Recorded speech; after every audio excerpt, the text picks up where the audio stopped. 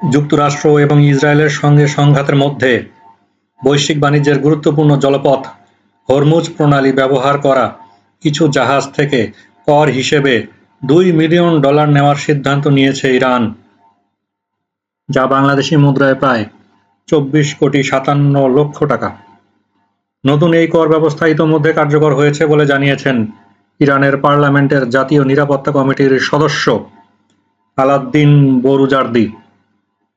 Iran ইন্টারন্যাশনালের প্রতিবেদন বলছে, ইরানের রাষ্ট্রীয় সম্প্রচারকারী গণমাধ্যম IRIB-কে নতুন 24 কোটি টাকা কর আরোপের এ তথ্য নিশ্চিত করেছেন বোরুজার্দি।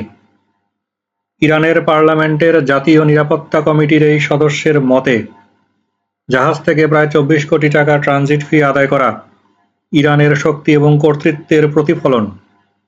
এই পদক্ষেপ বহু বছর পর প্রণালীটিতে একটি নতুন সার্বভৌম নিয়ন্ত্রণ ব্যবস্থা প্রতিষ্ঠা করবে।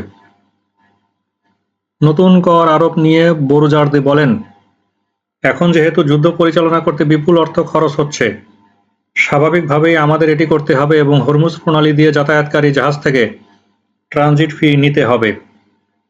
প্রণালীটি দিয়ে যাতায়াতকারী কিছু জাহাজের কাছ থেকে $2 মিলিয়ন বা 24 কোটি টাকা ট্রানজিট ফি আদায় করা ইরানের শক্তি এবং প্রভাবেরই প্রতিফলন। এদিকে যুক্তরাষ্ট্রের প্রেসিডেন্ট ডোনাল্ড ট্রাম্প ইরানকে সতর্ক করে জানিয়েছেন, 48 ঘণ্টার মধ্যে হরমুজ প্রণালীটি খুলে না দিলে যুক্তরাষ্ট্র ইরানের বিদ্যুৎ অবকাঠামোতে হামলা চালাবে।